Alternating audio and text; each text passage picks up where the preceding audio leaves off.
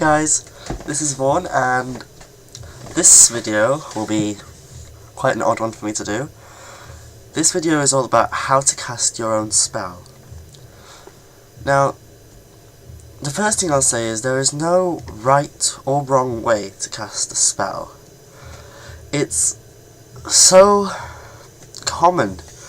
I come across witches who are new to the craft, and when someone asks, right, what's the first thing I should do to cast a spell to them, the first things they do is turn around and go, well, first you should cast a circle, call upon these elements and this god and this goddess, and I'm just sitting there going, what are you talking about?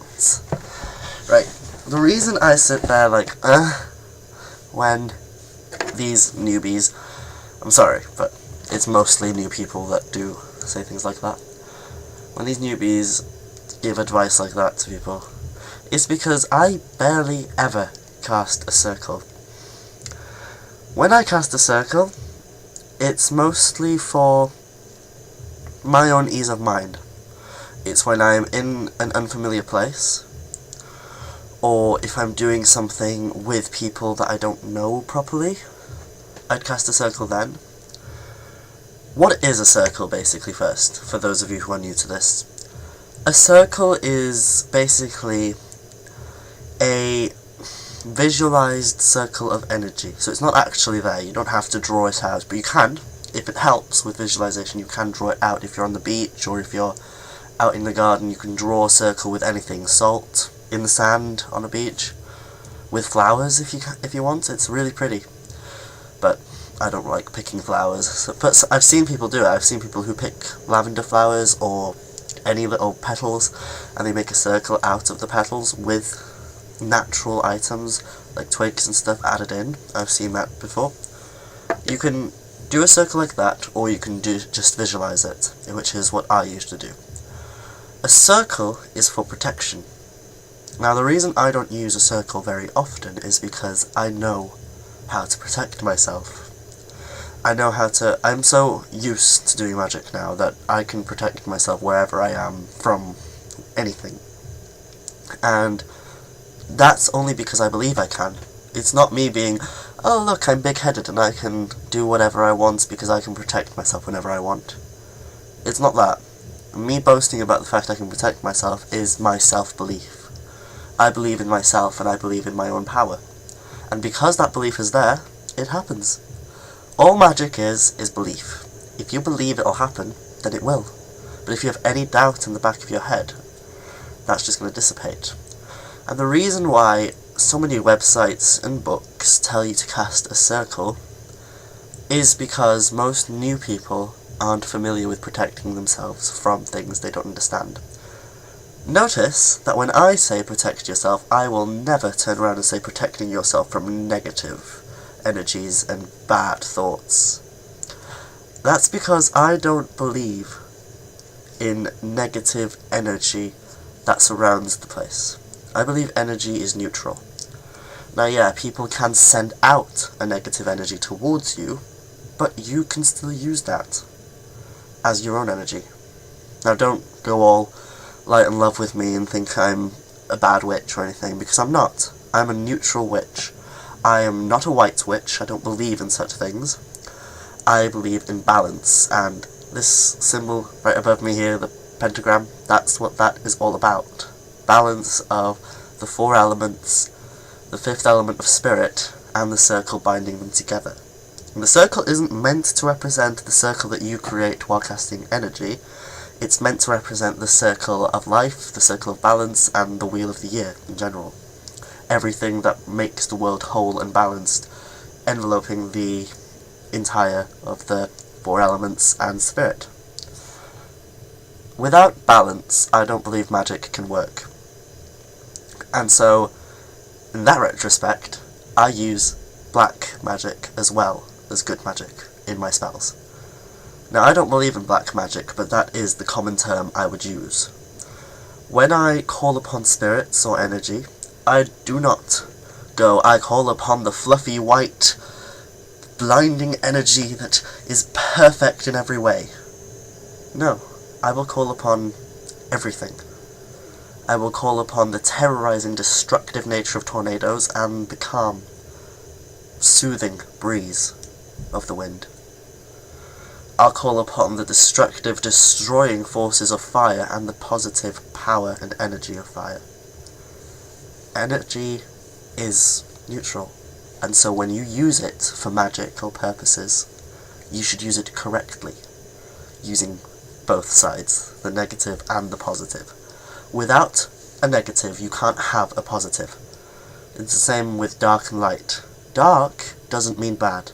It means the night. It means darkness around you, whereas light just means daytime and the sun and everything that you hold dear to you that you can see, because it is the light of life. Darkness, to me, is more relaxing and soothing, whereas a lot of people, when they hear the word dark, they think of evil spirits and demonic beings, and I'll get to demons eventually in these videos. Now, back on topic, how to cast a spell. Spells can be as flamboyant and big, or as small and effortless as you want them to be. You don't need to call upon Gavanon and Taliesin or anything when you're doing a spell. You could just sit there and wish for something so much that you believe it'll happen, and that's a spell, in my opinion. I've done spells on the bus without saying a single word, without using a wand or a cauldron or anything. And if you know me, which most of you probably don't, I like my cauldrons. I like using the cauldron and the wand to use magic.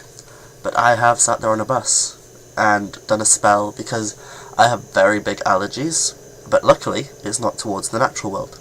My allergies are the unnatural worlds, which is actually quite odd for me being a witch, and it's ironic really that I'm allergic to things like sprays.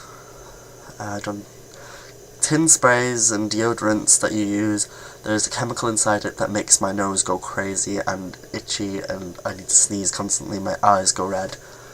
On the bus, I've actually done a spell where all I have to do is close my eyes and visualize each particle of energy that's inside my nose that's making me set off, all be concealed in a ball and float out in energy-wise and dissipate in front of me.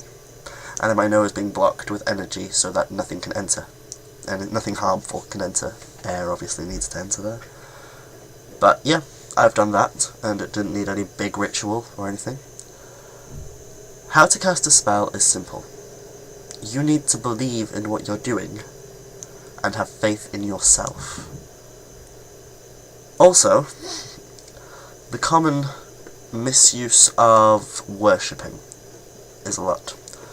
I've met a lot of new witches which have said, right, I'm just going to cast a spell, 2 seconds, turned around and gone, "Oh, Caridwen, I offer my life to you. In return, please give me wealth. Please, oh Caridwen."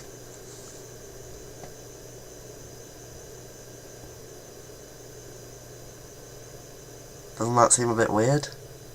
I know everyone has a different way of doing it, but to me, if you're pleading and asking and hoping for the best, it's not gonna work. Because you're not using your own power and your own energy. Now, I'm Welsh, so I'm familiar with Caridwen. I know who Caridwen is. I've read all of her stories in every essence and figure of those stories. I've seen them. And I'm sorry if I speak a bit weirdly and I say words that aren't meant to be. I'm Welsh. I am Welsh first language, and I'm not 100% on English, but I am slightly English. So yeah, Caridwen, I know who she is, and if I was to do a spell where I called upon Caridwen to help me, I wouldn't get down on my knees and plead.